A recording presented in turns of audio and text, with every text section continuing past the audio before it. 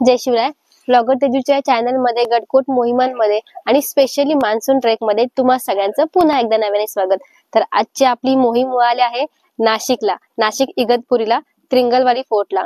तर आता बरोबर किल्ल्याच्या मी पायथ्याशी आहे आणि इथून अशी सरळ वाट किल्ल्याकडे जाणार आहे. सुरुवातीला आपल्याला काही लेण्या बघायला मिळणार आहे, त्याच्यानंतर आपण छोटासा ट्रेक करून किल्ल्यापर्यंत पोहोचणार आहोत.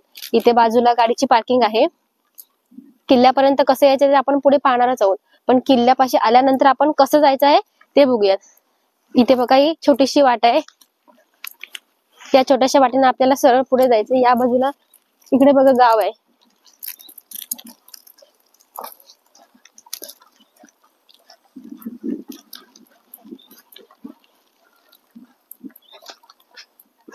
सह्याद्रीच्या कुशीत वसलेला हा त्रिंगलवाडी फोर्ट बघायला तर अतिशय सुंदर आहेच, पण इतिहासानेही परिपूर्ण आहे.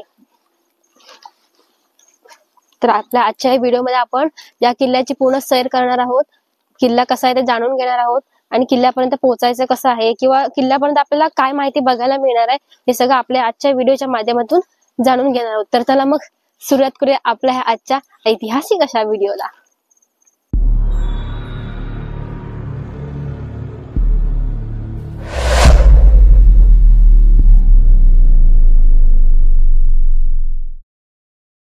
त्रिंगलवाडी किल्ला हा सह्याद्रीच्या कुशीत वसलेला आहे.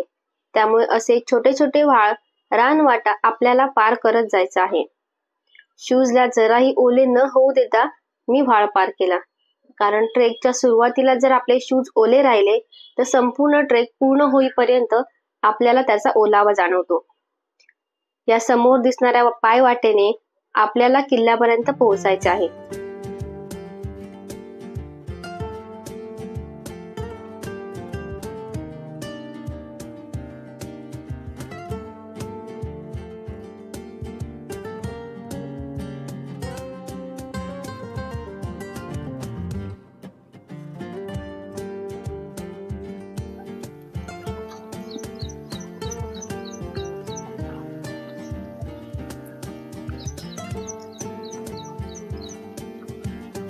इगतपुरी हे नाशिक शहरामध्ये येणारं गाव आहे, पण शहरापासून दूर एका निसर्गाच्या कुशीमध्ये बसलेला हा किल्ला म्हणजे त्रिंगलवाडी.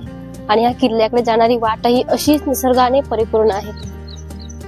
वाटेच्या दोन्ही बाजूला बघा आपल्याला भात लावलेला दिसतंय, म्हणजे या साईडला ही भात शेती केली जाते आणि तीच आपल्याला दोन्ही साईडला लावलेल्या. आता अजूनही शेतीचं काम चालू आहे.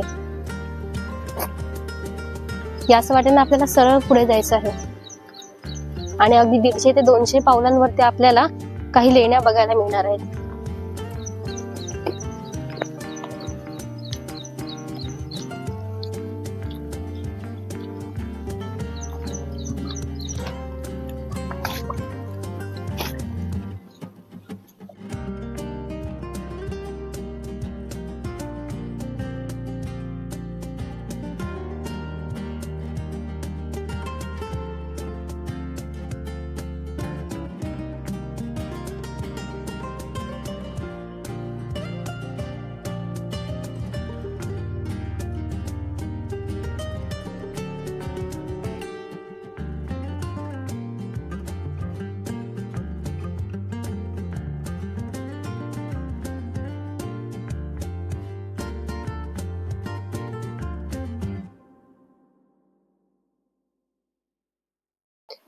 या बघा इथे लेण्या साधारणतः 200-250 नाही म्हणता ना, 200च्या आसपास आपण पावलं चाललोच असू इथपर्यंत. त्यानंतर आपल्याला लेण्या दिसतात. तर आपण आतमध्ये जाऊन लेण्या बघूया.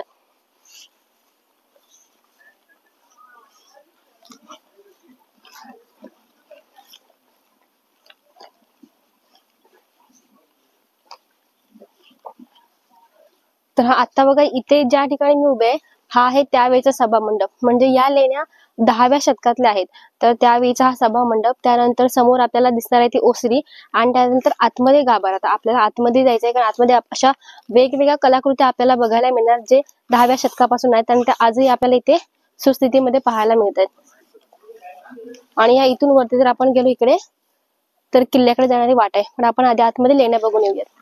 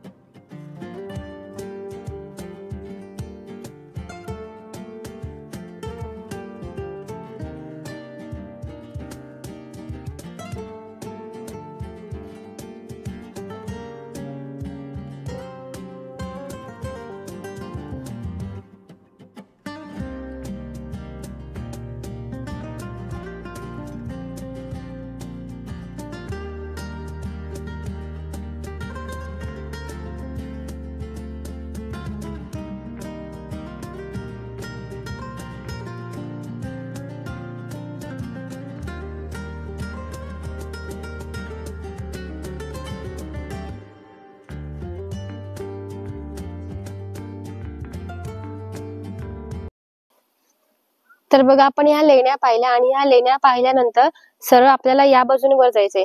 म्हणजे लेण्यांच्या डाव्या साईडने आपण जर सरळ वर गेलो तर आपल्याला त्रिंगलवाडी फोर्टकडे जाणारा मार्ग मिळतो. एक हार्डली पाऊण तासाचा ट्रेक असेल. त्यानंतर आपल्याला जो वरचा भाग आहे किल्ल्याचा तो भाग मिळणार आहे. कातळ भाग आहे आणि कातळातून छोट्या छोट्या वाट्या काढत पाण्याचे लोट खाली येत आहेत.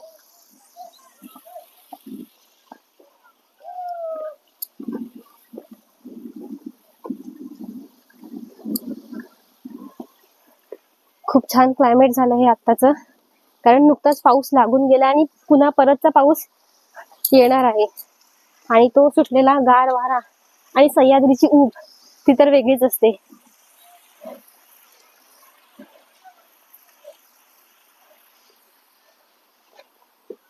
त्याच बाजूने आपण सरळ वर जाऊया. बघूयात आपल्याला कुठे कातळ पायऱ्या लागतात.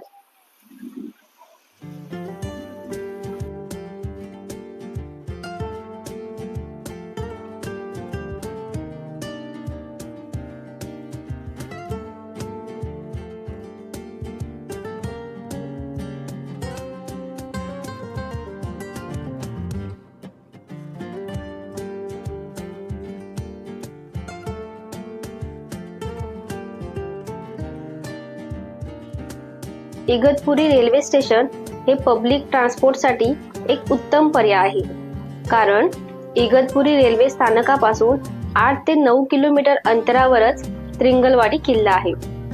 स्टेशन पासून आपल्याला रिक्षा आणि बस असे ऑप्शन मिळतात. आणि जर आपण स्वतःच्या प्रायव्हेट व्हेकल येत असू मग तर काय, आपण पायथ्यालाच गाडी पार्क करू शकतो.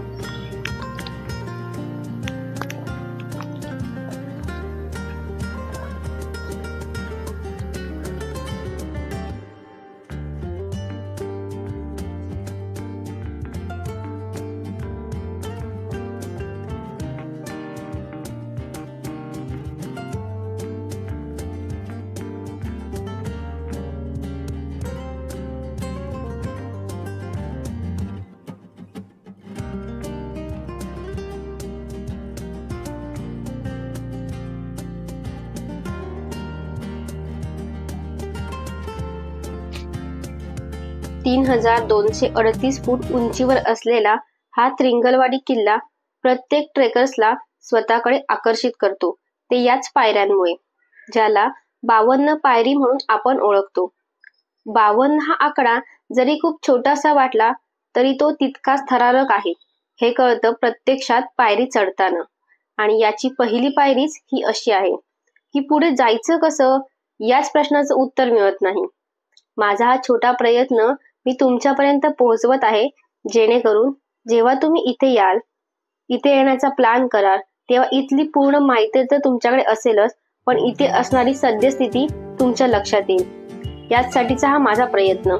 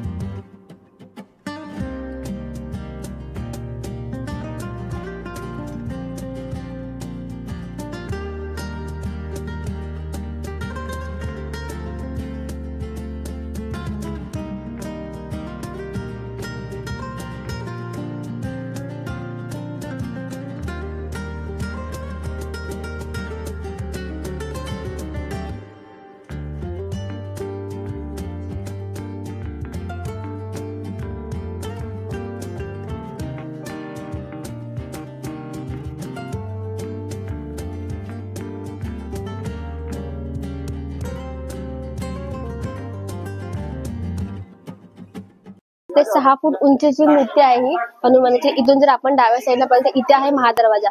त्रिंगलवाडी किल्ल्याची ज्यावेळी इंग्रजांनी अटॅक केला त्यावेळी नासधूस केल्यामुळे ह्या ज्या खालच्या आपण पायऱ्या त्या खूप थरारक आणि थोडा पडझड अवस्थेमध्ये. आणि इथून जर आपण सरळ पाहिलं तर हा इथे महादरवाजाच्या पलीकडे गेल्यानंतर इथे असणारी पाण्याची टाकं, जुने राजवाडे, या सगळ्यांच्या पूर्ण आपल्याला राजवाडी किंवा त्या भिंती बघायला मिळणार नाही, पण त्याचे अवशेष आपल्याला नक्की बघायला मिळतील.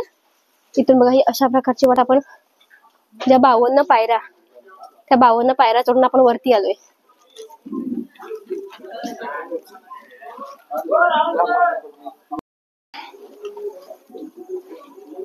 बघा महादरवाजातून आपण सरळ वरती आलो आणि इकडून जर आपण सरळ चालत गेलो तर आपल्याला काही पडक्या अवस्थेत असणारे अवशेष बघायला मिळणार जे त्यावेळीच्या वाड्यांचे होते. आणि त्यानंतर एक पाण्याचं टाकही आहे, भवानी मातेचं मंदिर आहे. ह्याच वाटेने आपण सरळ जाऊया. नुकताच पाऊस लागून गेला त्यामुळे जे धुकं पसरलंय त्यामुळे आपल्याला समोरची वाट नीटशी दिसत नाहीये, परंतु आपण जसं एक एक स्टेप पुढे जातोय ना तशी आपल्याला वाट दिसत जाते. त्रिंगलवाडी हा किल्ला असा आहे जिथे चढण्याच्या आणि उतरण्याच्या अशा 2 वाटा आहेत, ज्यामध्ये बघा आपल्याला पुढे अशा प्रकारचे 2 दगड लागतील. ह्याच्या मधून आपल्याला जायचे, कारण दोन्ही बाजूला आपल्याला जायला वाट नाहीये.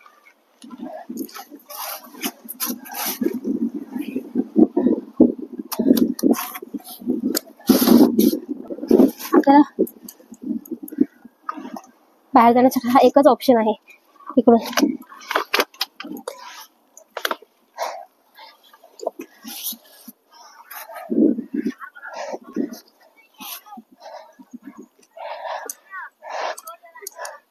याच वाटेने आपल्याला बाहेर यायचंय. तुम्हाला दाखवते मी या बाजूने.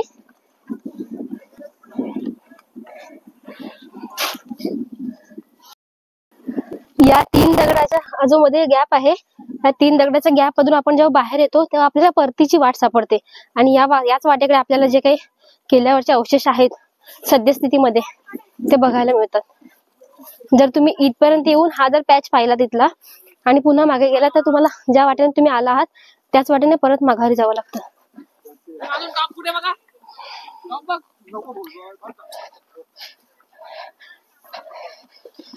तर बघा आपण वरून सरळ खाली आलो. येतानाची मी वाट दाखवली नाही, कारण आपल्याला पुन्हा त्याच वाटेने परत जायचंय आणि जे वाड्याचे अवशेष आहेत ते आपल्याला तिकडेच बघायचे. तर इथे बघा दगडामध्ये कोरलेले जे पाण्याचं टाकं आहे ते इथे असं आहे. आणखी एक पाण्याचं टाकं आहे कदाचित त्या किल्ल्यावरती, पण आपल्याला येताना या वाटेवरती दिसलं नाही. आपण दुसऱ्या बाजूला जाऊन बघू तिकडे दिसतं का ते. आणि आता इथे सध्या तर काही पाणी आपल्याला दिसत नाही. पावसाचे दिवस आहेत खरे, पण पाणी काही नाहीये. कदाचित ते मातीवर जाऊन बुजलं गेलं असेल. तर आता आपण, मी सांगते तुम्हाला, इथून आहे ना या वाटेने मी आलो होते ना, आता याच वाटेने आपल्याला पुन्हा जायचंय म्हणून मी सरळ इथेच निघून आले. तर इथून आपल्याला पूर्ण खालचा भाग बघा व्यवस्थित बघायला मिळतोय. आपण तिथून बघा, आणि धुकंही पूर्ण गेलंय त्यामुळे आपल्याला नीट क्लिअरली बघता पण येत आहे आणि दाखवता पण येते. इकडून बघा ते तुम्हाला ते तो ध्वजस्तंभ आहे त्याच्या बाजूला बघा, उजव्या बाजूला इकडे वाड्याचे अवशेष आहेत, आपल्याला जवळ जाऊनही बघायचे. आणि ते अशा छोट्या मोठ्या प्रकारचे आपल्याला काही दगडी काम किंवा काय असं बघायला मिळतं. आणखी 2 छोटी पाण्याची टाक आहेत तिथे बघा, एक आणखी आपल्याला पाण्याचं टाकं दिसतंय छोटं.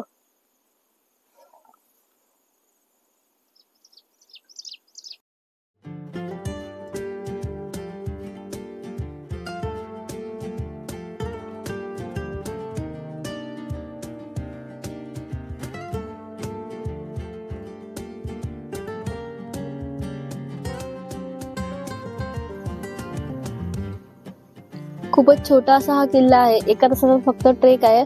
आणि इथून अशा प्रकारे इथे माझ्या मागे बघा असेच पडक्या अवस्थेतले अवशेष आहेत. तर या किल्ल्याची निर्मिती केव्हा झाली ती हे इतिहासामध्ये आपल्याला कुठेही नोंद आढळत नाही. आणि हा किल्ला मराठ्यांकडे होता याची नोंद ही तेव्हा कळते जेव्हा 1688च्या कालखंडानंतर मुघलांनी फितुरीने हा किल्ला स्वतःकडे ओढावून घेतला होता. त्यावेळी हा किल्ला मराठ्यांकडे होता. पण मराठ्यांनी हा किल्ला केव्हा जिंकला आणि कोणी जिंकला, कशा प्रकारे जिंकला याचा काही पुरावा किंवा याची काही नोंद आपल्याला इतिहासात दिसत नाही. पण तो मराठ्यांकडे होता म्हणजेच आपल्या स्वराज्यामध्ये होता एवढं नक्की. तर अशा प्रकारचा छोटासा ट्रेक होता त्रिंगलवाडी फोर्टचा. तुम्हाला कसं वाटलं मला कमेंट करून नक्की सांगा. व्हिडिओ आवडला असेल तर लाईक करा, शेअर करा, चॅनल सबस्क्राईब करायला अजिबात विसरू नका. आणि मान्सून ट्रेक चालू आहेत, मान्सूनचे आपले मोहिमा चालू आहेत. तर पुढचा व्हिडिओ किंवा पुढची मोहीम, पुढचा ट्रेक कोणत्या किल्ल्यावरती असायला पाहिजे हे कमेंट करून नक्की सांगा. पुन्हा भेटू एका अशाच नवीन व्हिडिओमध्ये. जय शिवराय.